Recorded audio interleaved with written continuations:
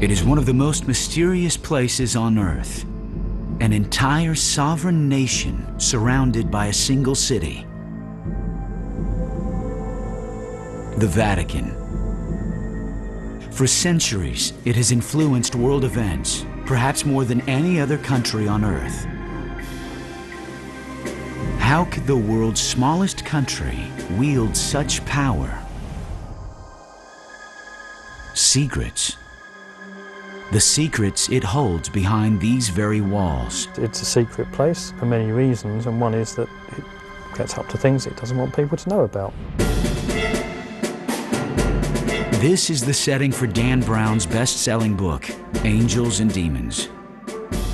But are dark forces trying to destroy the church, as Dan Brown suggests? I think secret societies evolved at that time and came about through a reaction to the ominous presence of the Catholic Church. Could an ancient cult rise again to infiltrate Vatican security and assassinate a pope? Popes have undoubtedly been murdered. Could this same secret society be planning to take over world governments? The agenda of all secret societies is to rule the masses so that the masses become slaves, fodder, malleable, useful, eliminatable laboratory animals. And does this, the dollar bill, hold the secret to a new world order? We have New World Order right here on our dollar bills, and yet most people are unaware of this. One person is on a mission to uncover the answers to these very questions and more that are raised in Dan Brown's frightening book. Simon Cox, along with other noted experts, are about to tell us what's fact, what's fiction, and what has yet to be revealed.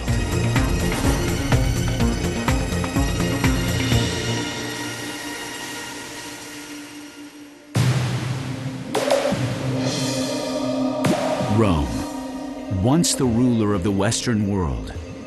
Today, this nation-city is both the cultural nerve center of Italy and the setting of Dan Brown's best-selling novel, Angels and Demons. Rome is an amazing place, a city that is like none other than I've ever seen. It's a kind of revelation in the sense that at every turn there's something new. It's like a palimpsest, which is a manuscript in which something's been written, but it's been written over a pre-existing text that's been erased, which itself was written over a previous text that's been erased, so that it's layer upon layer, and it's that layering that is the city of Rome, endless and deep. When you turn a corner, there's a modern building sitting on a Roman building, sitting on something earlier still, and at every corner, at every turn is a new discovery. But it's not only ancient buildings which lay hidden beneath Rome's streets. In the city where Caesar was murdered, where Constantine helped engineer the emerging religion of Christianity, a new and sinister society reportedly existed, the Illuminati, the Illuminated. Dan Brown's Angels and Demons raises vital questions. Do they still exist? And if they do, who are they? The central theme within Angels and Demons is this idea of a secret society called the Illuminati. Did they really exist? If so, what period of history? Are they still around? These are questions that are really thrown at us from the book, and Dan Brown tries to answer them by saying, yes, they're a real secret society, they still exist today, they still exert influence and pressure, just as they did through history. Historian Simon Cox has made a career of studying the past. Now he's making a career investigating the theories behind Dan Brown's mysteries. In his newest book, Illuminating Angels and Demons, Cox finds himself on the trail of the Illuminati, much like Dan Brown's hero, and for good reason. It's a book that deals with secret societies, with Christianity and its interaction through the ages with us as people, as man, and the idea that there may actually be some other hidden thread of knowledge of illumination that runs through that.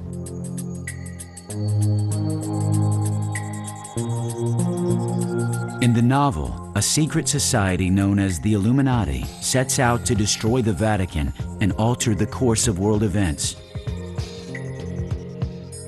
For writer and conspiracy theorist Jim Marrs, the threat is real. The final goal of the Illuminati is world domination. They go into great detail as to how they're going to accomplish this. They want to educate the young and convert them to their way of thinking. They want to destroy faith and confidence not only in the political systems but in religion. Fact is slightly different really to the fiction that Dan Brown has brought forward in Angels and Demons, in so much as the Illuminati, through my research I found, did exist as a real society. In fact, there were several different versions of the Illuminati. You have Illuminati springing up in southern France, in Spain. A look through history books shows that over the centuries, several groups have taken on this name. In Spain, they were persecuted, burned at the stake by the Catholic Church during the famous Inquisitions. But the mystery doesn't stop there. They're disparate groups, they're not groups that are linked. And the word Illuminati, or illuminated ones, or ones who see the light, is actually, when you think about it, would be a pretty normal name for various groups who want to be enlightened. And so I think that as a coherent body of people, a coherent secret society that has lasted throughout history, stretching all the way back to Egyptian times and through to the modern era, I think it's a non-starter. I don't think you have evidence for that. However, we certainly have evidence that a group called the Illuminati, who may well have existed through to modern times, certainly started in the 1770s in Bavaria.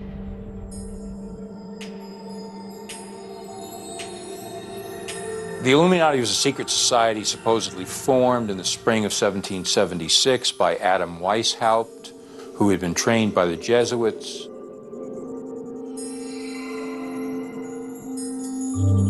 Devin Jackson is an investigative journalist for some of the most important publications of today. He believes the name Weishaupt is no accident. Jackson suggests that the name was fictitious, part of a secret code used throughout Europe that was the beginning of a fight by elite members of science against church-sponsored governments. Even more, Jackson believes the Illuminati may have started long before Adam Weishaupt took on the name. The question raised, however, is why would such a battle even exist? The Illuminati came into existence around the time of Galileo because of having this need to explore further and questioning things. And it was in an age of science was burgeoning and kind of busting out, literally almost, out of the confines of the Catholic Church. And so you had all these people like Galileo, and up into the 18th and 19th century, when exploration and this need for finding out things, how things worked in nature or in the universe, they just really had that need to find that out. I think in earlier centuries the church probably was anti-science because they feared a conflict between their dogma and scientific knowledge. Did Dan Brown have it right? Could the Illuminati still exist? Could they be trying to destroy world governments? In his investigation, Simon Cox believes the beginning of that answer lies in the very title of Dan Brown's book. A title that may lead us directly to the Illuminati. The book Angels and Demons, I think, is titled so because what you have here in Dan Brown's estimation, I think, is the idea of the study of light and dark. And so you have this study in dualism. On the one side, we're not sure who the angels are. We're not sure whether the angels is the church or science, because this is a book about church versus science. On the other side, you have the demons. Are the demons science? Is it the church? We're unsure about this. And I think that that's the reasoning behind the title. I think it's quite a clever title to use. Angels and Demons is a great title. It does sum up very well the duality of the book and the theme of angels that runs through it in the Bernini statues that form the clues that run throughout the book. In Angels and Demons, the Illuminati gather in secret meeting places throughout ancient Rome. Each location anchors a surreptitious trail that Dan Brown calls the Path of Illumination. And each location is filled with Bernini's masterpieces, which allegedly hold clues to this subversive path, including his most famous work, The Ecstasy of Saint Teresa. Her hand allegedly points towards this path of illumination. Surprisingly, it forms a nearly perfect cross within the city of Rome. I think the path of illumination that Dan Brown highlights in his book is a real, it's something that has been used throughout history, although maybe not in the context that Brown is actually bringing it forward within Angels and Demons. The idea behind neophytes, behind initiates actually walking a path, metaphorical or real, is something that we do find symbolically throughout history.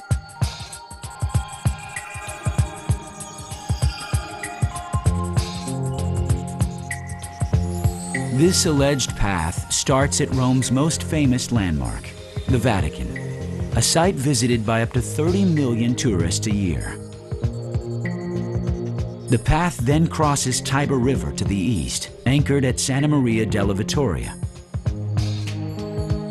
To the north, the cross begins at Santa Maria del Popolo and ends to the south at Piazza Navona. Why a cross for a group allegedly fighting the church? Clive Prince and Lynn Picknett, co-authors of the Templar revelation, have researched its mysterious origins.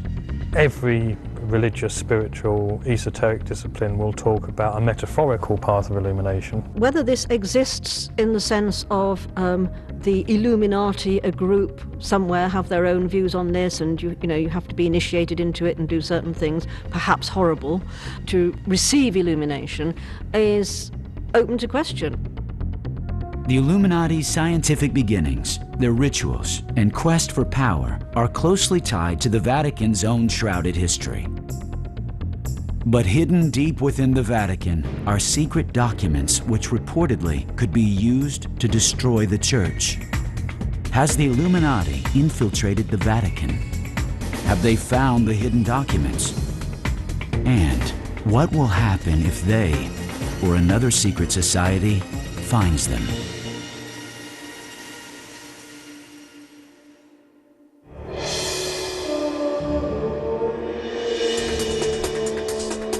The Roman Church obviously is among the richest, most powerful institutions on the earth and has been for many centuries. And that's simply because if you go back to the time of the Middle Ages, the church commanded everything. For over 1,000 years, the Vatican influenced world events while wielding vast control over both kingdoms and royalty. They told the kings what to do, they loaned money, they ran every facet of everyone's life. And today, of course, with the democracy, freedom springing up around the world, they have lost some of that power, but they are still a very formidable institution. One example of the power of the Roman Church is that in the 1980s, they were allowed to open an embassy in Washington, D.C., which is still there today. So we recognize the Vatican as a separate nation, a separate state, and we have diplomatic relations with it, even though to many people this flies in the face of our contention that we have separation of church and state. The Vatican's location is a key part of Roman Catholic history, one that goes to the core of its faith. According to Catholic and Vatican history, the bones of St. Peter are buried underneath the cupola of St. Peter's Basilica in Vatican City, Rome. But what if the Vatican is not built over the remains of St. Peter? What if something else is buried underneath its ancient floors? This, though, is open to debate, and it is a contentious issue. Many people suggesting they're not his bones at all. Many people suggesting that they're actually the bones of an animal. Since its founding by Constantine the Great, nearly 400 years after the death of Jesus, the Vatican has been dogged by accusations of conspiracies and cover-ups, rumors which have continued for centuries. Some of those secrets could undermine the very foundation of the Church. It is information that the Church does not want to fall into enemy hands, like the Illuminati. We have the catacombs under the Vatican, which hardly anyone has ever been able to penetrate. All kinds of wild stories circulate about that, up to and including the possibility that they have the mummified body of Jesus, that they have lots of ancient artifacts, lots of historical objects that could point to a more honest and true understanding of human origins.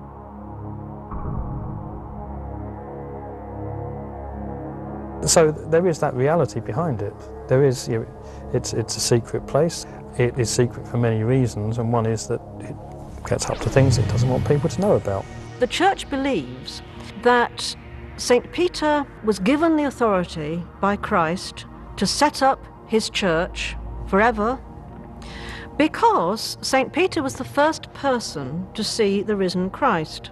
This is a kind of article of faith of the Catholic Church. And all you have to do is read the New Testament to discover that it's wildly untrue. The first person to see the risen Christ was actually Mary Magdalene. In fact, it's not even true that Peter was the first male disciple to see the risen Jesus. The first male disciple was John the Beloved. So what's going on there then? For centuries, questions such as these could not be raised in large parts of the world without fear of persecution. It goes to the heart of the Church. Was St. Peter really the one chosen to start the Church? Is the Vatican the true resting place of his body? Early scientists were some of the first to question. With other religions growing in popularity, the Church had a lot at stake.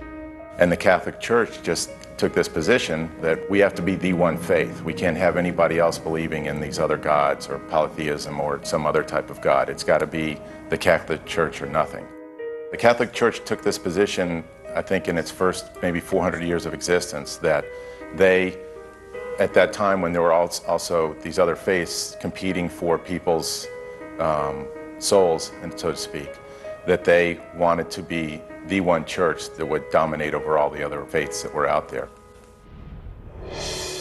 Adding to the controversy is the Vatican's enormous financial wealth, and more importantly, how it was achieved.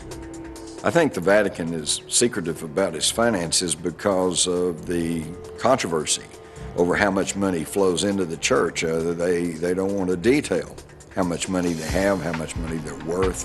In fact, it's really amazing, but I have found in my work as a journalist in this country that even local bishops, local priests, they only know their picture, their small piece of the puzzle. They do not have entree to general accounting numbers as to how much money or where it goes or who's getting it or anything else.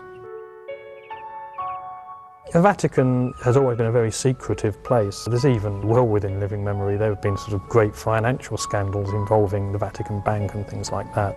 This enormous collection of wealth has had one other unintentional consequence: making the job of Pope one of the most dangerous in the world.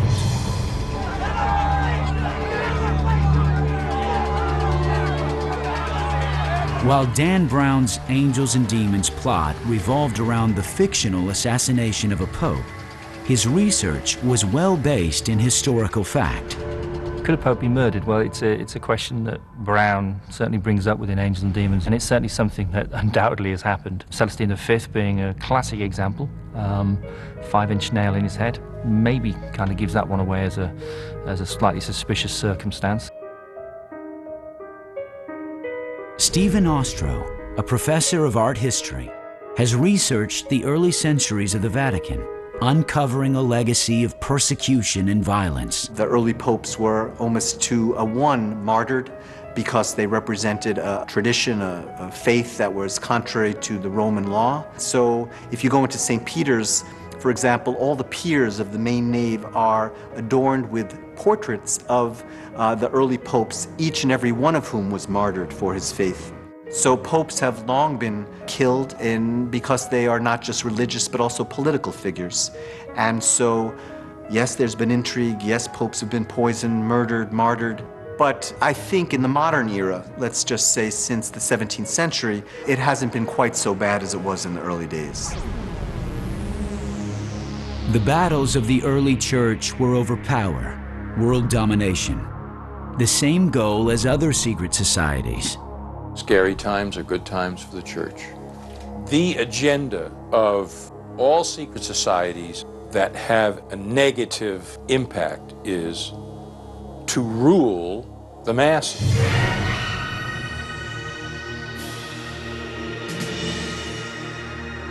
so that the masses become slaves.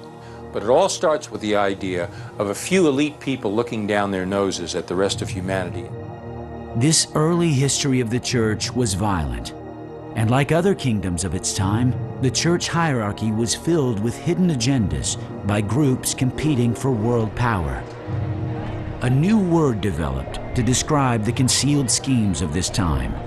Calling the church a pornocracy is an interesting use of the term. It's not a widely accepted or used term. It literally means government by harlots, by prostitutes, hence the root porno. And it specifically and historically refers to a time in the 10th century, beginning with a fairly inept pope named Sergius III, and a series of popes who ruled by less than moral means. Apparently Sergius I, for example, had a number of competing cardinals killed in order so that he could assume the papal throne.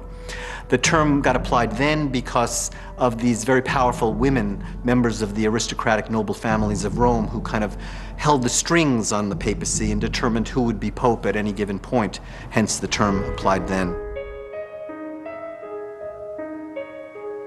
Much of this sordid history and internal secret battles is said to be sealed away in this building, 100 yards behind the Great Basilica on the Vatican grounds, the Archives. This sprawling complex is said to house the greatest collection of sacred books and folios in the world. Some have not been seen for centuries. The Vatican libraries extend for approximately 50 miles of books. The collection is enormous. I've been asked what's in the secret Vatican archives, and I must say, I don't know, because they're secret, and they have been secret for so many centuries. In Angels and Demons, Robert Langdon manages to steal a historic document from the archives that he thinks will help find the location of a kidnapped cardinal. Could such a theft be committed? Paul Williams is a theologist and one of the very few researchers ever allowed to pass through the Vatican's tight security and examine its archives. You can't enter with a jacket. You can't enter with an attaché case. You can't even carry a fountain pen. The only thing you can take with you is a graphite pencil and a notepad. When you enter the archives, a cleric will present exactly the document that you've requested.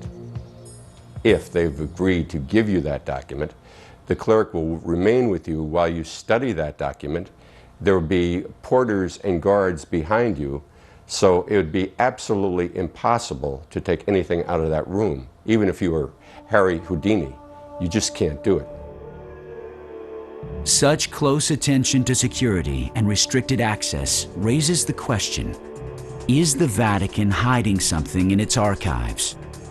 What secrets can be found on its 50 miles of shelf space? There are rumoured to be some fabulous documents in there about the Second World War, about the Pope's involvement, or rather the Pope's non-involvement in the Holocaust and his failure to speak out against the Holocaust. Of course, there must be truly secret Vatican archives because the Church, dozens and dozens of other Gospels, for example, that weren't included in the New Testament, that has stuff in them that would seriously undermine the Church if people knew about it. So presumably there are an awful lot of books that certainly researchers like me would give my eye teeth to see, hidden somewhere in the Vatican. One of the secrets that is reportedly held here comes right from the pages of Angels and Demons. Suppressed historical documents, including unpublished writings and research by early scientists. Those writings could include materials of Galileo and Copernicus. Both were considered enemies of the Church. Both were linked by Dan Brown to the Illuminati. When Galileo made his revelation that, hey, the Earth and the Moon and all the planets revolve around the Sun, number one, this was disturbing the orthodoxy of the Roman Church, and two, they probably were afraid that this would lend a lot of support to sun worship, which is one of the oldest, most primitive religions and one that they were trying desperately to stamp out. I think it's interesting that within Angels and Demons, it's not made implicit, it's not made clear which one is the angel and which one's the demon. As Dan Brown asserts in his book, even though it's fiction, to claim that Galileo and Bernini were either part of the Illuminati or Freemasons, it's not so far-fetched, I don't think. It's certainly open to possibility. There were so many groups, secret groups at that time, it was just kind of the height of secret societies throughout Europe between the 1400s to the 1800s. There's been an age-old war between church and science. It's gone back as far as the foundation of the church itself, and I think this is something that's inevitable when you have a group, a society, like the church, like the Christian church itself, putting down tenets and dogmas and doctrines that they say are absolute, that are immovable, that are truths. And you will also have people challenging those truths. Did the Vatican's oppression of science and knowledge spur the formation of secret societies? Is the Illuminati one of them? Like most persecuted and suppressed organizations, the Illuminati probably did go underground. The Illuminati appeared late in the history of Europe. But where did they really come from? Some historians theorize that the Illuminati evolved out of a once powerful and legendary organization. One that once protected the Pope, but then was destroyed by order of the Pope. The Knights Templar, warrior priests. But were they really eliminated?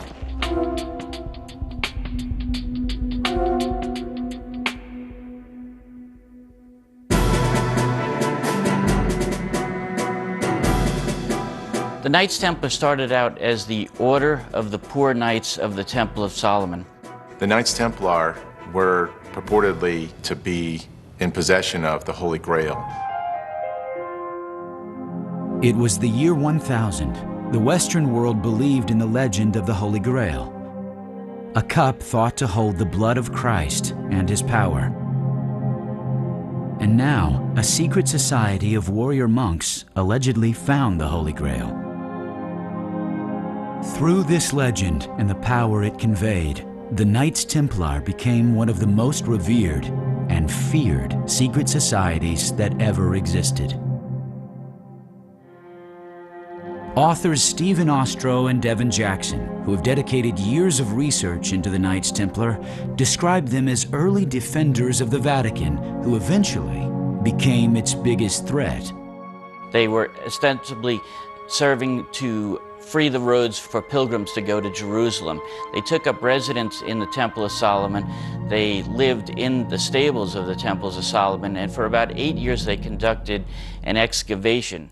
The Knights Templar were these warrior monks, and what they did was they sometimes served as the guards for the Pope, but what they largely did was that they guarded the route, the pilgrims' route and the crusaders' route on the way down to Jerusalem. There were only 9 of them for about 9 years, so I don't think they could have done that, at least not very efficiently.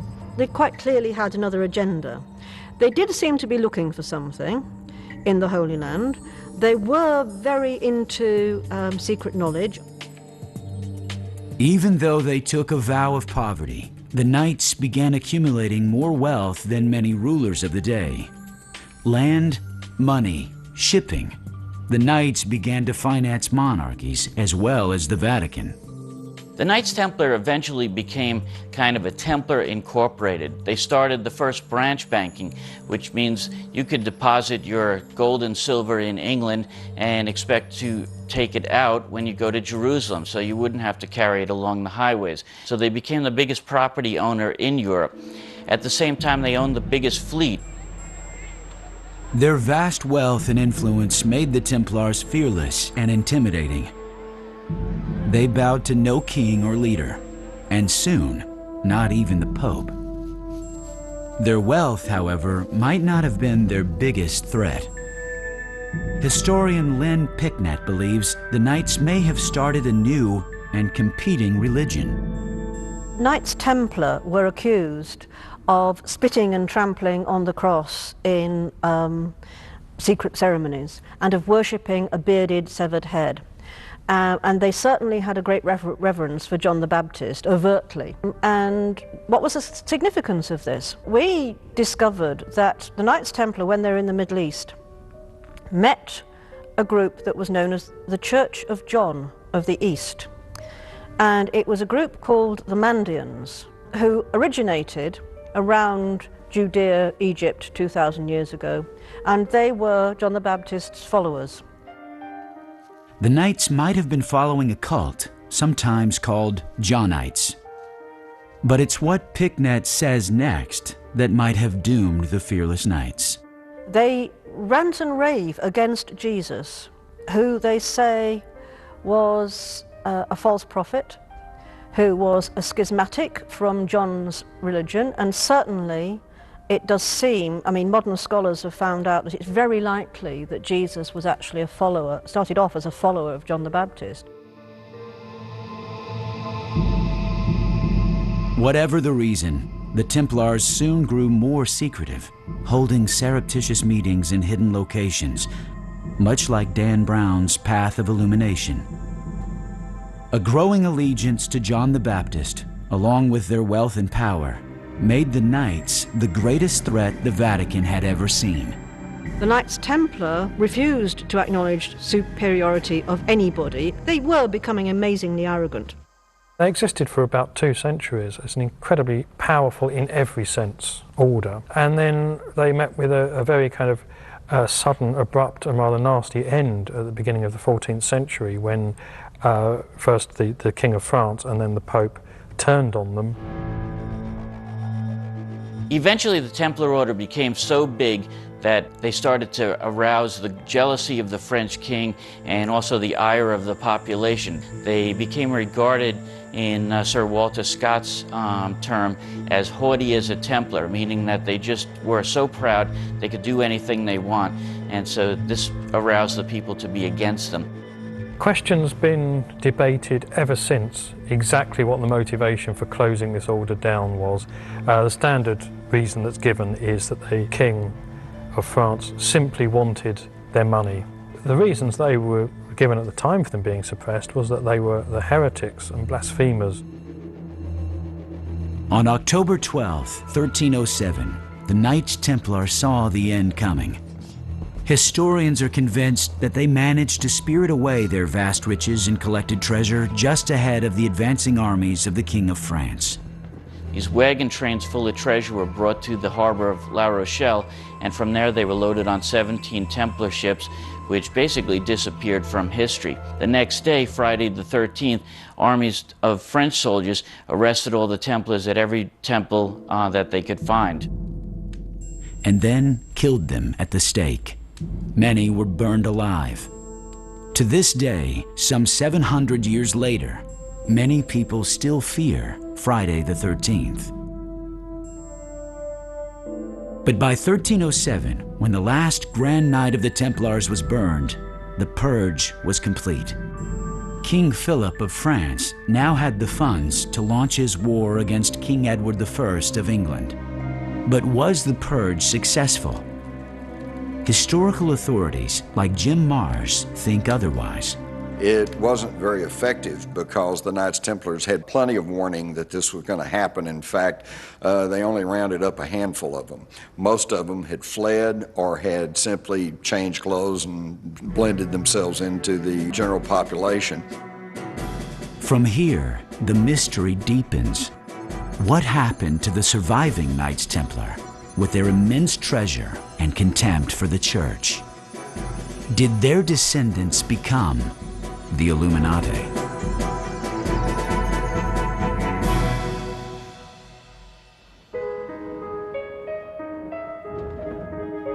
With the Templars supposedly vanquished in the late 1300s, the Vatican regained its standing as the world's most powerful institution. But over time, a more formidable threat to the Vatican came into being: science. Dan Brown's Illuminati are a society of essentially scientists, is the word he uses. It wasn't a word that was used at that time. That was formed in the 1500s so that they could pursue their work and share their work in secret because of the Church's attitude to the work they were doing.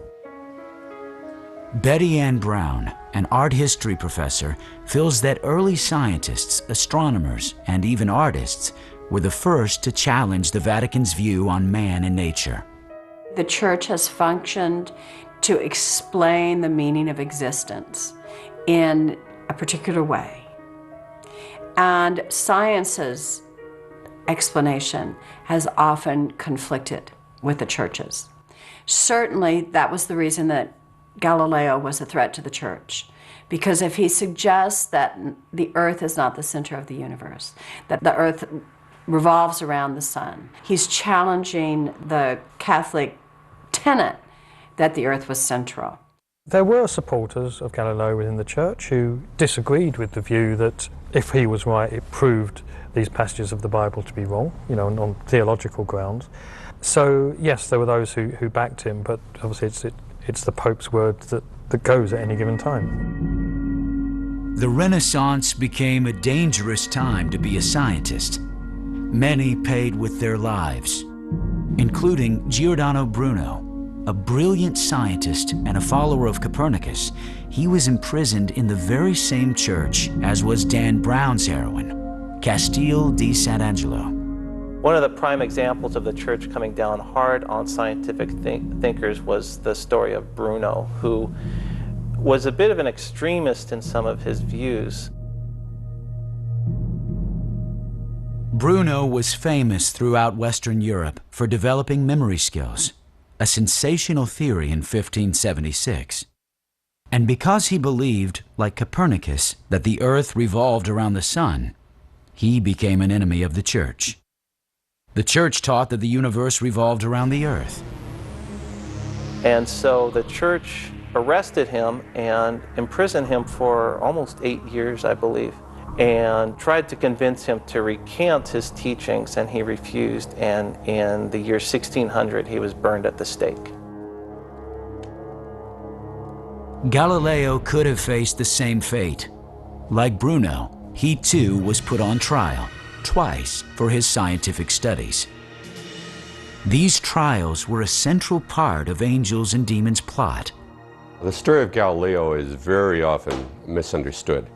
There are two trials regarding Galileo. One occurred in 1616, in which he was taken before church officials because he upheld the Copernican theory at that time, that the earth revolved around the sun and that the earth was not the center of the universe. At that time, during his first trial, he was brought there by the scientists from Italy. Trial in 1616, he recanted that, and he said, oh yeah, I agree now with Ptolemy that the earth is the center of the universe. Well, he went back to the university and continued teaching that the earth revolved around the sun. He was brought before the Inquisition in 1632.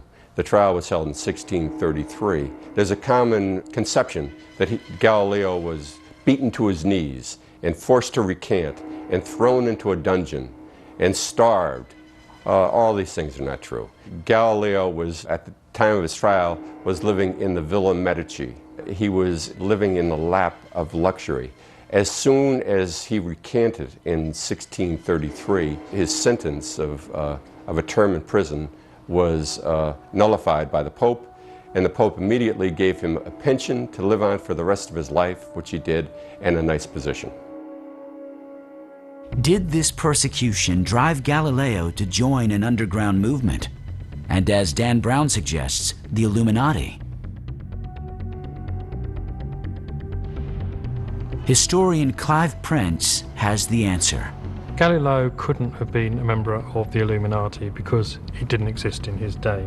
As to whether he was a member of a similar society, there's no evidence either of his involvement in any kind of movement like that, or his inclination to be involved in anything like that. Still, many leading artists and scientists of the day began joining secret societies, like the Priori of Sion, familiar to readers of the Da Vinci Code.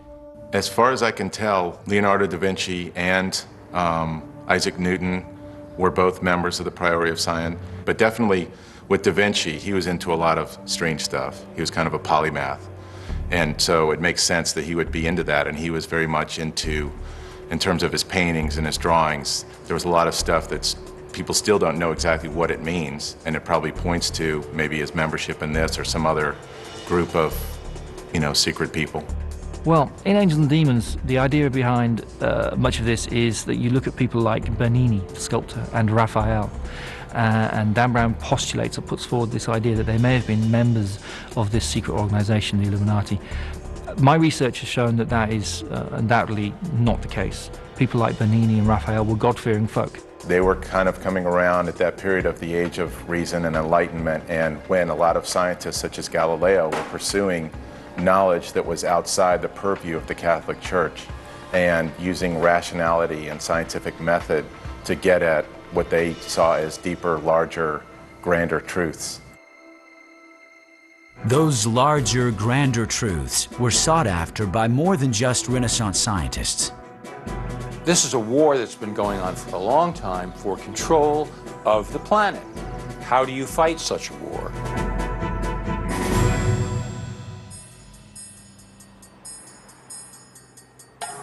Rome is today, and has been for centuries, the seat of the Catholic Church, which means the fundamental center of the Christian faith.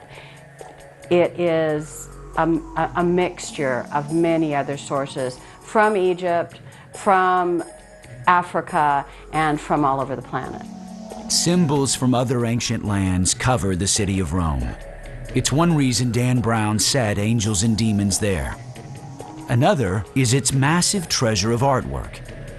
Art historian Betty Brown suggests both were used to convey covert messages. Some might have even been on the fictitious path of illumination. Bernini, as the Illuminati artist, used Egyptian motifs so much in his work. And that's because there was, at the time that he was working, very much a vogue for things Egyptian, for Egyptian symbols. Since he chose Bernini as the central character in Rome, it's particularly good. The Baroque period was a time in which Western culture was centered around the production of images. Rome was the picture-making center of the entire civilization. Bernini was a superstar on that stage. Superstar might be an understatement. Bernini was one of the most famous artists of all time. Working in the 1600s, he designed the famous columns in St. Peter's Square and the 140 intimidating saints that stare down from him. Bernini as an artist may well have actually embedded within much of his artwork certain symbols and ideas that the church would have seen as kind of in opposition to their standpoint at the time.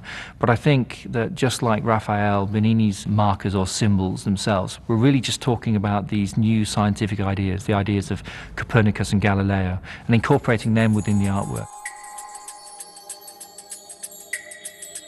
The Church of Santa Maria del Popolo is a site, like many churches in Rome, that has a deep history. It's an important place for the Illuminati, if the Illuminati master is going to be Bernini, because it has two major Bernini sculptures. It has a Bernini sculpture of Daniel and one a pairing of an angel and Habakkuk. And the angel has come to Habakkuk to tell him to rescue or help Daniel. And the angel is pointing in one direction. Habakkuk, resisting for a moment, is pointing in another direction. And Dan Brown uses the angel and Habakkuk sculpture to suggest that the angel is pointing in the direction of the next clue. So that's a first major step on his fictional path of the Illuminati.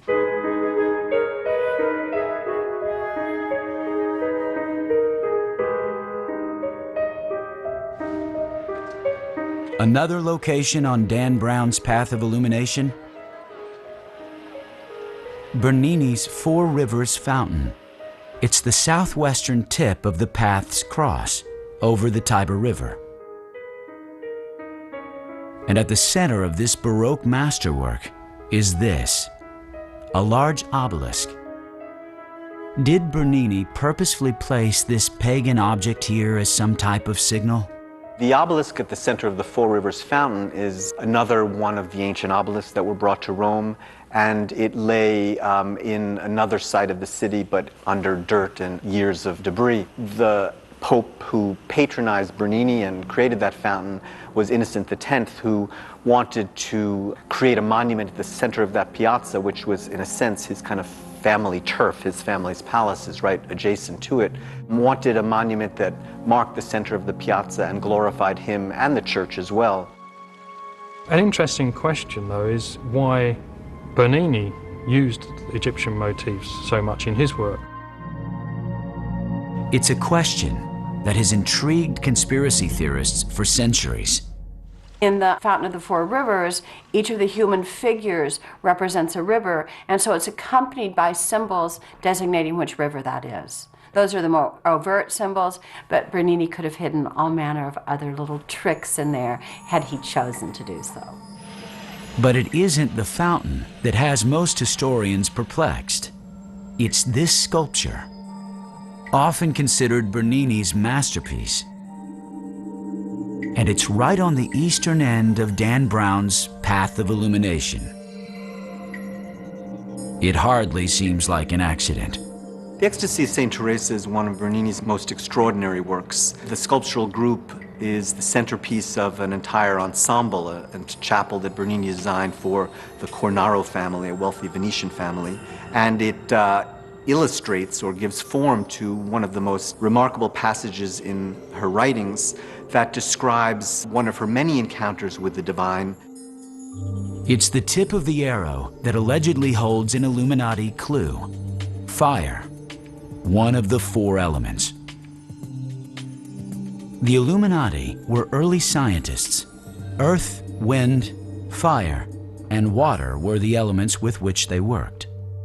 And in Dan Brown's book, each was used to kill a cardinal. Did the Illuminati truly use their most important symbols for such a frightening means? Teresa of Avila is a fabulous woman from Christian history. Santa Teresa reformed the Carmelite order, allowing women who weren't incredibly privileged to enter the convent by basically working their way through rather than coming in with such an immense dowry that it would pay for their room and board for their entire lives. She traveled all over Spain founding the convents, and during her life had several visionary experiences. St. Teresa of Avila was in many ways the poster child of the Catholic Reformation, and her experience, her ecstasy, there was this new emphasis on having an emotional experience of piety, an emotional experience of God and of Jesus. This artist outlived 8 popes, 8 benefactors. This allowed Bernini to create much of the most valued artwork throughout the Vatican, including the famous St. Peter's Square. But another Renaissance artist may also have left similar secret messages in his works: Raphael. Only it wasn't with obelisks or spears of fire. And one anchors yet another arm of the cross on the path of illumination. Well, the pyramids in the Chigi Chapel are fairly unique in terms of Renaissance tomb imagery and form. They were actually designed by Raphael, who was the architect and designer of the chapel in the 16th century, the early 16th century. And they were very much meant to evoke the grandeur of ancient Rome and earlier civilizations still. When Raphael designed those tombs, he was very much thinking about the symbolic meaning of the pyramid, going back to Egyptian and ancient Roman culture. And in its form, it embodied kind of perfection on the one hand, and on the other, the idea of salvation and eternity. Dan Brown appropriated this site for the Illuminati as yet another clue: the element of earth. Does this make Raphael a conspirator? I think it's highly possible that any of these incredible creative geniuses could have been a member of a secret society. Certainly could have been true for Raphael, certainly could have been true for Bernini. And I think that Bernini and Raphael and many of the artists at the time would have been seen in modern terms as reformers. They still relied fundamentally upon the church. They were still God-fearing folk. They would have seen these ideas, the very idea of a secret society, as anathema, but they were reformers and they wanted to bring forward some of these new scientific ideas. And I think that's what Dan Brown is really getting at with a lot of his work within Angels and Demons. While Bernini and Raphael lived long before the Illuminati were known, other symbols on the path of illumination may have true connections to secret societies.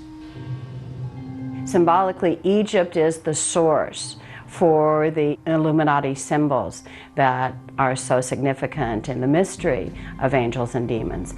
Angels and Demons starts with Robert Langdon, the main character, dreaming of Egypt. I think this is Dan Brown using this device within the novel to draw us into the idea that Egypt and Egyptian symbolism is going to play a very important part in this book.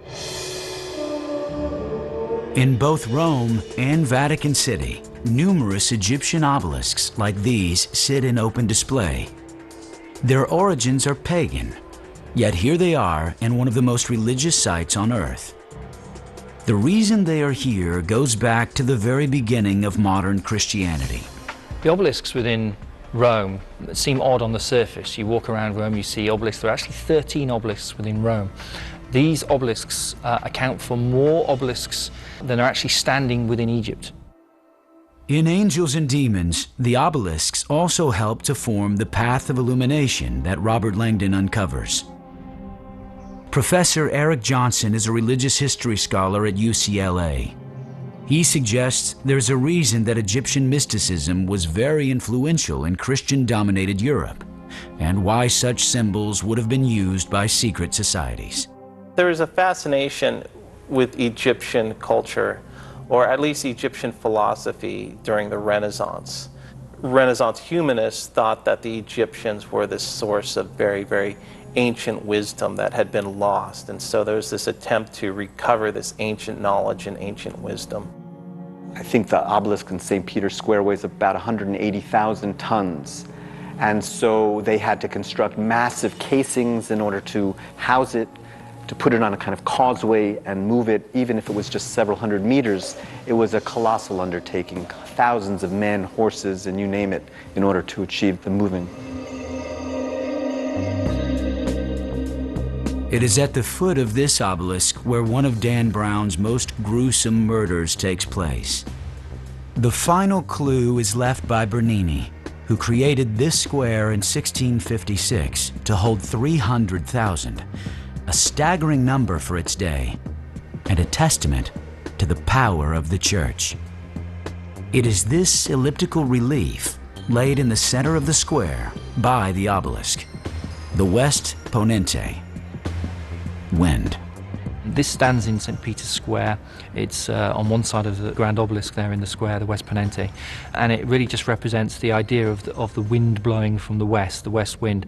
There are certain Christian symbolic references here that you could make and you could put into that.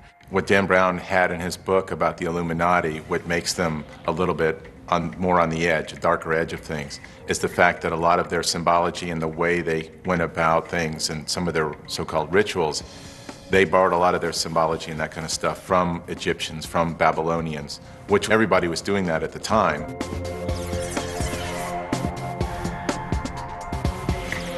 I would probably catch some flack for saying this, but it's quite obvious to any student of the Bible that the Bible, of course, on which Christianity is based, is actually a hodgepodge of ancient oral traditions, old stories. I give you one classic example is the story of Noah and the ark and taking in the animals.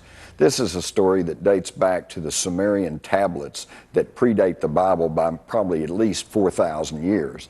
And in the Sumerian tablets, we have the exact same story. The church appropriated many symbols. There are some scholars who believe that the Christian cross symbol is actually an appropriation of the Egyptian Ankh symbol, which, as you know, is like a cross but with a rounded top, but it was worn as crosses are worn today. The image of Christ as Good Shepherd, the young boy holding the sheep, that's an appropriated symbol as well from ancient times. Egyptian religion and what we know as modern-day Christianity only fundamentally differ in a few points, really. Egyptian religion was a religion of symbolism. Christianity, you could argue, is a religion of symbolism too. We have the symbol of the cross, for instance, which is probably the best-known symbol that we have in the world today. Experts suggest that one major difference separates Christianity from Egyptian religion. the belief in dualism, especially good and evil. This theme runs throughout Angels and Demons. It also accurately describes the epic battle between the church and science, between the Illuminati and organized religion. The Egyptians really didn't see things in forms of black and white. They didn't see things as a yin and yang type of scenario. It was shades of grey. You had to have one to have the other. Order and chaos, they must sit side by side. Horus and Seth, these two characters from the Egyptian pantheon of gods, must be together in order to give us completeness in the world. But the Christian idea is that you have the good God and you have the devil, and that, you know, one is ultimately totally good and one is totally bad. Well, even Set, the ancient Egyptian god, wasn't totally bad. He had his place in the pantheon of gods and the place in the welfare of men, even representing that part of men and women and representing the balance. The Egyptians were very big on balance, whereas Christianity isn't. In Christian elements of religion, you really do have a definite black and white, and it's used in a very different sense to this idea of balance. You have heaven and hell, you have God and the devil, and it's a case of you must take your choice. You must pick, are you with us or against us? And it's this element to Christianity that really is one of the most fundamental differences to the earlier Egyptian religious iconography.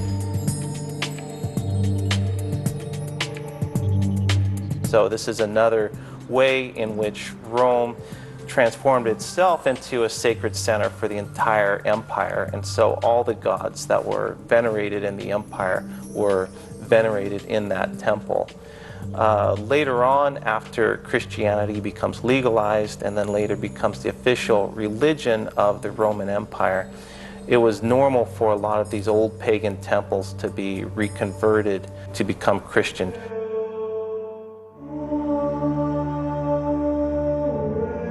It's one of these very pagan temples that became one of the most famous basilicas in Rome, the Pantheon. Hundreds of thousands of tourists flock here every year, yet few likely know that when they look up, they are looking at a demon hole. Many now, however, may think of it as an Illuminati landmark. Pantheon has a large hole in its roof, and there's actually a false trail that leads Langdon and Vittoria to the tomb of Raphael. This so-called demon's hole in the temple shows yet again a pagan symbol remade as a Christian symbol. Another example of dualism, good versus evil. They think one of the murders is actually going to take place there. It doesn't take place there. But what's interesting is that they bring into this part of the story the idea of the demon's hole. And this demon hole, they equate with the roof of the Pantheon. Historian Simon Cox believes that the path of illumination may be real, at least in one sense. I think the path of illumination that Dan Brown highlights in his book is real. It's something that has been used throughout history, although maybe not in the context that Brown is actually bringing it forward within Angels and Demons. The idea behind neophytes, behind initiates actually walking a path, metaphorical or real, is something that we do find symbolically throughout history. As the Vatican continued to rule, evidence suggests that the Illuminati stayed underground for centuries. Their goal of achieving enlightenment through science would slowly take a dark turn. A grand conspiracy was planned, a plan for world domination.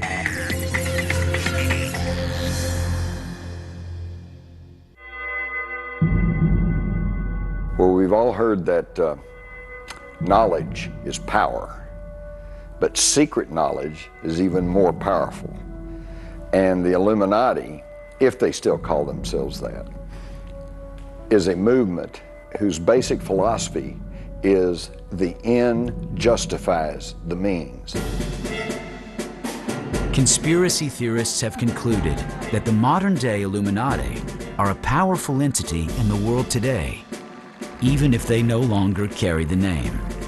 They will do anything to further their agenda. Kill, maim, destroy, lie, cheat, steal, whatever.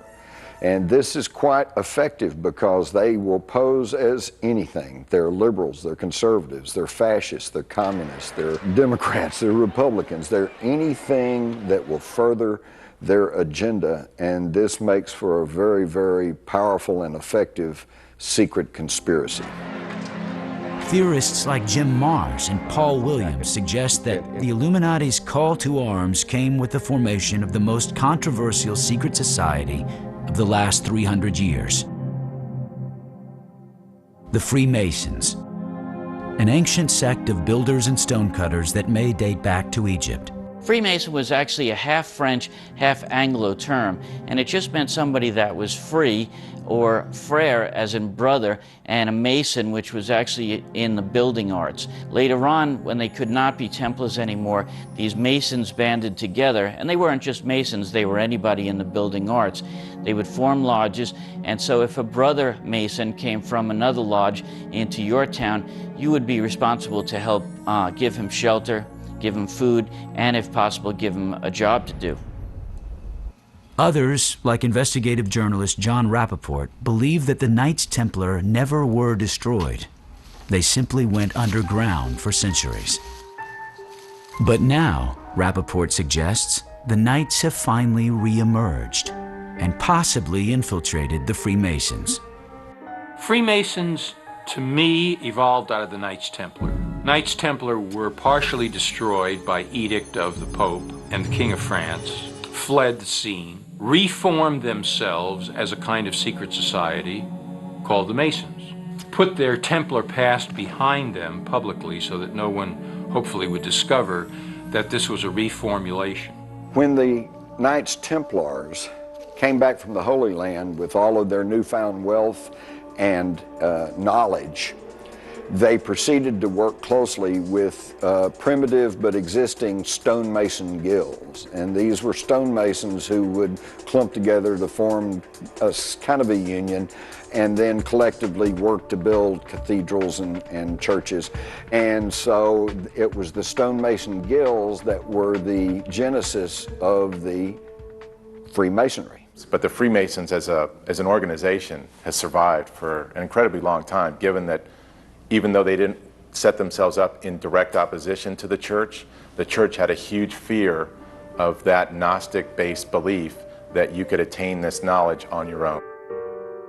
Like the Templars before them, the Freemasons became an enemy of the Vatican, who views them as a threat to its sovereignty. Freemasonry has been the target of 17 separate degrees by the church. It is outlawed by the church, and members that of the Catholic Church that become Freemasons are subject to excommunication. You cannot be a Catholic and a Mason. From the time of its inception, Freemasonry remained anathema to the Catholic Church. In the United States, it is believed that the Freemasons became established as early as the Revolutionary War. More importantly, author Jim Marrs and others believe they quickly became political players in the fledgling government. According to the Masons themselves, they played a very, very big role. The Boston Tea Party reportedly took place by members of a Masonic lodge who completed their lodge meeting and then went out and dressed up as Indians and dumped the tea into the Boston Harbor. The number of America's founding fathers who were also Freemasons might be a startling fact to many. In the United States during colonial times, Freemasonry was the grease of the economy, that in many cities you had to become a Mason in order to do business. Benjamin Franklin understood that when he went to Philadelphia, that by becoming a Freemason, his newspaper and his printing press would get jobs from the city. John Hancock knew that in Boston, where about a third of the people depended on him for their income, he could trust people if they were Masons, so he would not give a job to someone that wasn't a Mason. George Washington was actually told in a letter by his brother, if he wants to get surveying jobs, to become a Mason, and that would facilitate him getting those jobs. And of the 57 some odd signers of the Declaration of Independence, at least 50 of them were known to be Masons. So there's really not much question that the Masons played a very prominent role in the founding of America. Perhaps it was coincidence, But the founding of the Illuminati in Bavaria appears to come full circle with the founding of America. Did the Illuminati find a sympathetic secret society in the newly formed United States? The Illuminati were founded in a kind of a banner year of 1776. That's their date, and May 1st, no less, kind of international communism, May Day. And they were called the bearers of light, Illuminati, from illumination. You kind of find this knowledge about yourself or information through the light. There have in fact been several Illuminati groups. The best known one is the Bavarian Illuminati group, and it's best known because its ideals of liberty, equality, and fraternity, if that sounds familiar, they became fundamental to the Enlightenment that appealed to the founding fathers of this country. With Freemasonry firmly established in both the United States and Europe, the Illuminati reportedly began to secretly expand their power base by infiltrating Masonic lodges.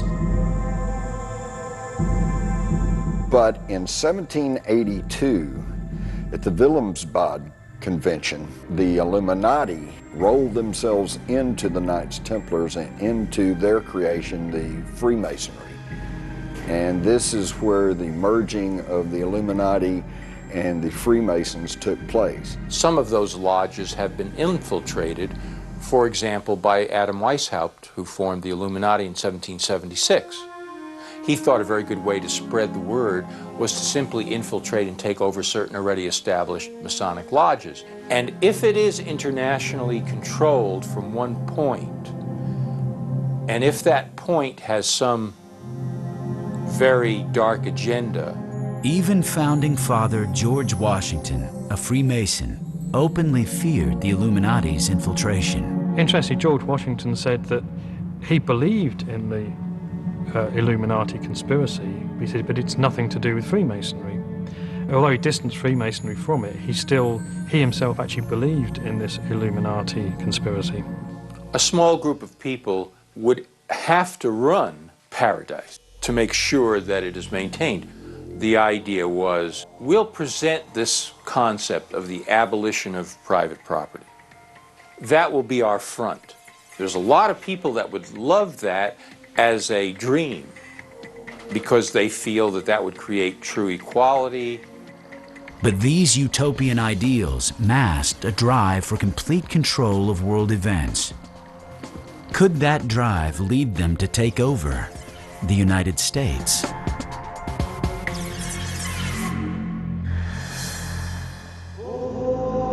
While the Illuminized Freemasons were expanding their ranks globally, the Roman Catholic Church had slowly declined in wealth, power, and influence. In order to survive, the Vatican was forced to compromise. Some critics say they made covert deals with the devil. Others believe it might have resurrected assassinations of modern-day popes. Well, first with the Lateran Treaty of Mussolini, and then to a reported secret concord between Hitler and the Vatican. There were accommodations made prior to World War II between the fascists and the church. That basically it was kind of, we'll leave you alone if you'll leave us alone. That's why there were no prominent outcry against the atrocities of Hitler and the Nazis by the church.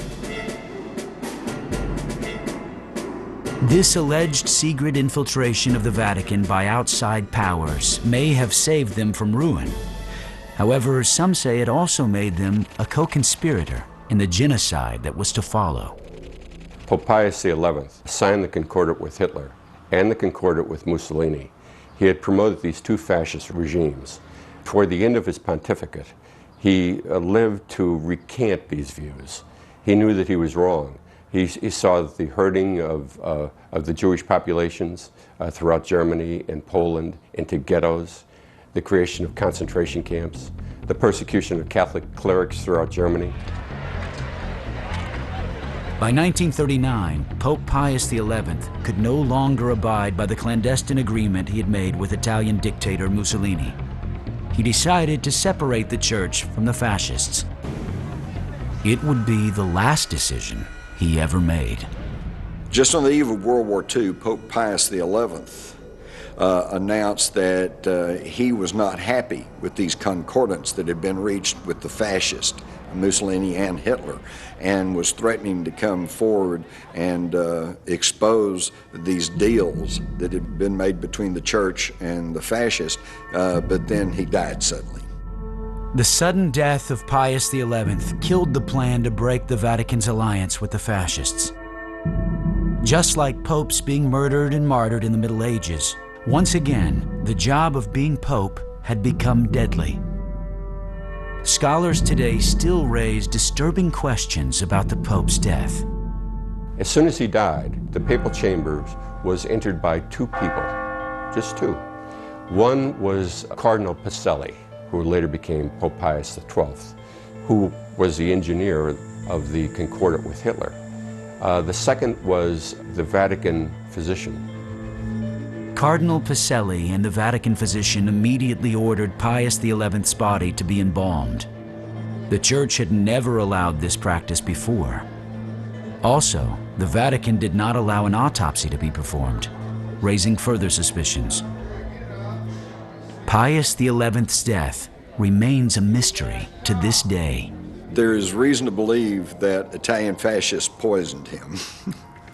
But of course, as with most conspiracies, you keep them covered up not through absolute covering up of facts, but through obfuscation. There's so much claim and counterclaim and controversy that most people just finally get tired of it and turn away. This was not the last time in recent history that secrets, cover-ups, even deaths would scandalize the Church. On May 5th, 1998, Italians woke to shocking headlines. Sangue in Vaticano. Violence had erupted within the Vatican, one of the most secret and protected cities on earth. Someone had been murdered within its walls. On May 4th, 1998, a nun made her way through the barracks of the Swiss Guard in the Vatican and discovered the bodies of the commander of the Swiss Guard, Alois Estermann, his wife Gladys, and a young Lance Corporal, Cedric Tournay. The Vatican, a few hours later, said that the young Lance Corporal had shot the commander and his wife before turning the gun on himself. What was behind this horrific crime? Had the fortress of the Vatican been infiltrated? Was it part of a larger plot to overthrow the Church? Dan Brown couldn't have written the ensuing cover-up better. It was only 4 hours after the bodies were discovered that the Vatican announced that, according to its official version, the Lance Corporal had killed the commander and his wife and then killed himself in a fit of madness. We weren't told what the basis for this conclusion was. The terse nature of the Vatican statement about the Swiss Guard murders only inflamed the story more. Basically, the Italian newspapers had no idea what to make of all this, and all they had to go on were a few lines from the Vatican. So, of course, that's where the question started. What appeared on the surface as a bizarre crime in one of the most protected secret societies on Earth may have been more political than previously known. Now, Cedric Tournay was made out to be a madman, an alcoholic, a drug addict by the Vatican, but the truth is that he was actually quite a typical Swiss Guard. He was dedicated to the Pope, he swore to sacrifice his life if necessary for the Pope, and he wanted to act as a bodyguard for the Pope. And all these expectations that he harbored in him were, of course, turned out to be illusions. But in another twist, investigative journalist Devin Jackson finds a possible link between the Swiss Guard, this elite army sworn to protect the Pope and Church, and a secret society from the past, the Knights Templar. The very knights who once guarded the Pope were destroyed by the Pope. Did this investigation expose the resurgence of this secret society? It's a case that never has been solved. And like their predecessors, the Knights Templar, the Swiss Guard are tightly keeping their secrets. Despite the huge pressure for a public investigation and the public wanting to find out more about the cause of the murders, the Vatican battened down its hatches completely. It refused an offer of help from the Italian Interior Ministry. It refused offers of help from other Italian crime experts. The morning following the murders, all the Swiss guards were gathered together by the chaplain and they were made to swear silence on the affair, on anything they knew about the protagonists involved. While the murders cast a more scrutinizing light on the Swiss guards, their undying dedication to the Pope is beyond dispute. In many ways, they are just as secretive as the Vatican. The Swiss Guard is a secretive institution like any department inside the Vatican.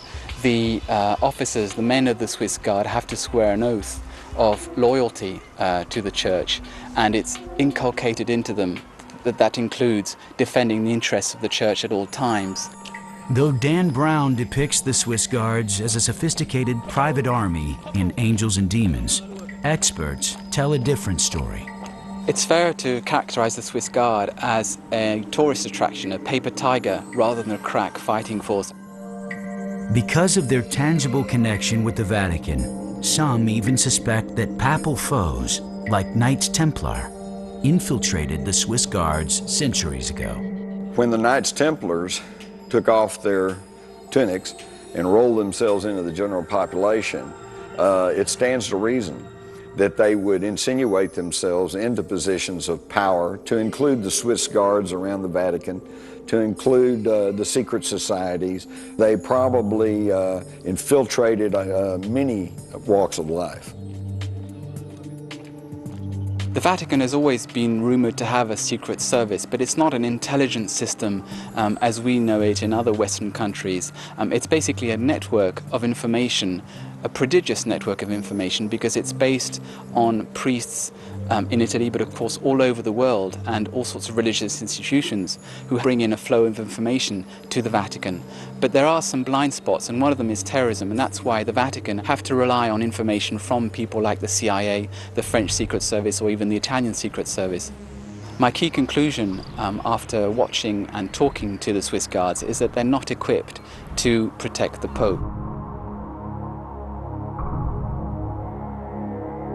The biggest threat to the Vatican, though, may not be from terrorists. Have secret societies infiltrated the Church itself? Some believe that they have, and that there is a money trail leading to more murders at the Vatican. Perhaps even of another pope. It would be most instructive if everyone was to study the P2 scandal in Italy back during the administration of Ronald Reagan back in the 80s. P2 stands for Propaganda Dua, which is the name of a Masonic lodge in Italy. They said they were financed through Illuminized Freemasons in Switzerland, known as the Gnomes of Zurich. It was a heck of a story, and it was big news in Europe, but over in America, we barely got to hear much of anything about it. The Propaganda Dua had close business relations with the Vatican Bank, which was headed by Chicago-born Archbishop Thomas Marcinkus.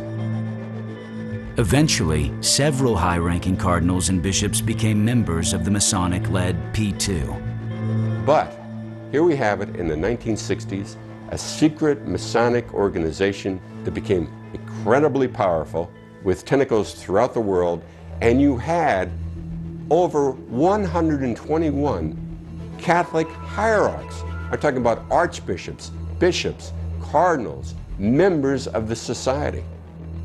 By 1978, the newly appointed Pope John Paul I became aware of the Vatican's relationship with P2. He began an investigation, but he would not live to see it completed. Did the trail from the Knights Templar to the Illuminati and finally to the Masons somehow lead to John Paul's premature death? Historian Clive Prince believes it could have been an inside job. That many people have suspected that that was a result of some kind of faction within, within the church, within the Curia, the church's civil service, if you like, that didn't want this man to be pope because of financial scandals that were going on at the time that they thought he might uncover. A few years after the death of John Paul I, the Vatican was swept up in the Ambrosiano affair, one of the world's biggest banking scandals, which led to another bizarre death. The P2 were also very big into banking, and around this time, the bank Ambrosio, one of the largest banks in Italy, and it was called the Vatican Bank, failed. The head of the bank was a person named Roberto Calvi, who was found hanging from the Blackfriars Bridge in London with stones in his pocket, kind of symbolic of a Masonic assassination rather than a simple hanging. A Masonic rule says that a traitor should be dangled before the rising tide, which he was, and a traitor should be assassinated with the marks of Masonry, the group that he had betrayed, ergo the 5 bricks within his pockets. While the assassination of a pope is fiction in Angels and Demons, the world watched in horror as a real assassination attempt of Pope John Paul was broadcast live on television. Even today, the question remains, was it a lone gunman, or was there a larger plot? The assassination attempt against Pope John Paul II in May 1981 in St. Peter's Square is the only murder attempt in recent times.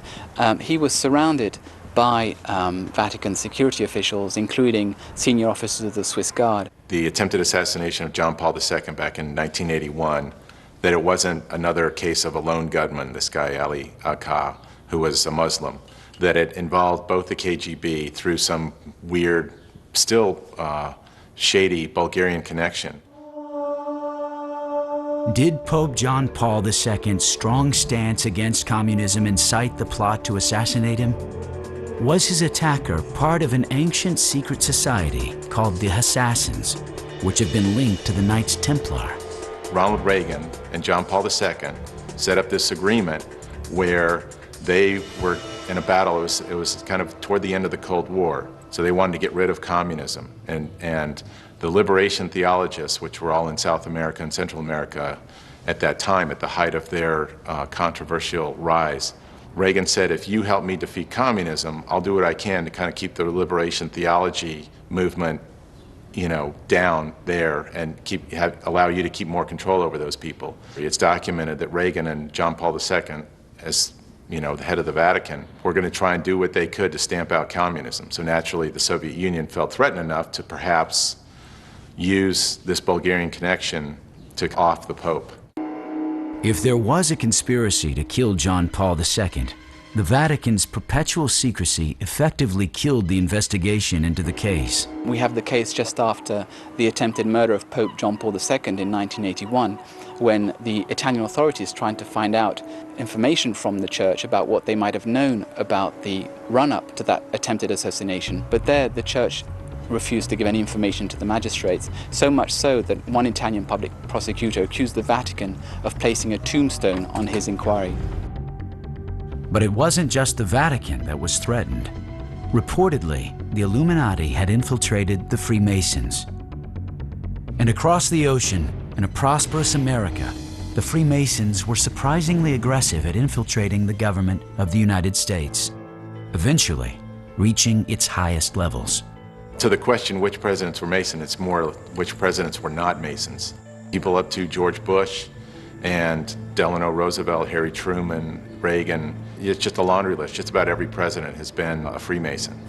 It's just funny to think of who the Freemasons have been or are, like the astronaut Buzz Aldrin or John Wayne or Bob Hope or W.C. Fields, people that you never, it's like, what are they getting out of being a Freemason? And it's a fraternal organization. And this is where the Freemasons have been at odds.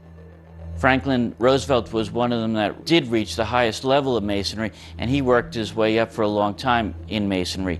Gerald Ford might have been given the title strictly as an honorary basis, but some Masons believe as many as 1/3 of the presidents of the United States were Freemasons. During Franklin Roosevelt's presidency, a subtle change in the $1 bill is thought to have signaled the arrival of a powerful secret society in the United States. One of the things Dan Brown mentions in his books is the Masonic imagery on the dollar bill, and there's much to that. We have the Great Seal, which has a lot of Masonic imagery, such as the arrows and the olive branch. Here we have the all-seeing eye of knowledge at the top of the pyramid, but it's separated from the rest of the pyramid. And this is Illuminati imagery indicating that they alone have this knowledge and that all the rest of us are down here on the lower part of the pyramid. Treasury Secretary Henry Wallace, who according to Simon Cox was a Freemason, added Masonic symbols to the Great Seal of the United States. He also added these frightening words. The term Novus Ordo Seclorum actually means the New World Order. Masonry calls this God the Great Architect. So, in other words, we have New World Order right here on our dollar bills, and yet most people are unaware of this. The dollar bill might be just the beginning of evidence that the long trail of the Knights Templar to the Illuminati and now to the Freemasons has infiltrated the government of the world's largest free nation. The Washington Monument is an obelisk. It's in the form of an Egyptian structure that basically has the same meaning. It was originally for the god Osiris, but it's just a sign of any god and the power of that god. The whole layout of Washington, D.C. is done to a sacred architecture. The Capitol building, the White House, and the Washington Monument are the three most important pieces there. The most startling evidence of Illuminati influence is with the Bilderberg Commission, arguably one of the most powerful groups in the world who many suspect of controlling the world's economy and even its governments. The Bilderbergers came along in 1954, I think. They were founded by another Freemason, this guy Prince Bernard, who was part of this Merovingian dynasty, as he claims, also affiliated with the Nazis. They used to meet in this hotel in the Netherlands called the Hotel Bilderberg. So they just started calling them the Bilderbergers. At one of their later meetings, David Rockefeller, who a lot of people see him as this huge kind of master puppet, kind of pulling the strings of world leaders, he proposed the idea at a Bilderberger meeting that we should have a commission, which later came to be called the Trilateral Commission, which is, coincidentally, there are three parts of the pyramid. The purpose of the Bilderberg Group was a united Europe. Started with a common market. You now have the European Union that is desperately trying to get its member nations to ratify a constitution that will mean that the already top-heavy governments of these individual countries in Europe will now be run by a super top-heavy organization called the European Union. Bureaucrats will run all of Europe. There will be no borders, the rule of the few over the many. There's a great deal of secrecy, especially with the Bilderbergers. There's a great deal of privacy of what goes on within the Council on Foreign Relations and the Trilateral Commission. And the fact that they want to try and shape the world as they see it, that's what is best for the world, and we know how to do that.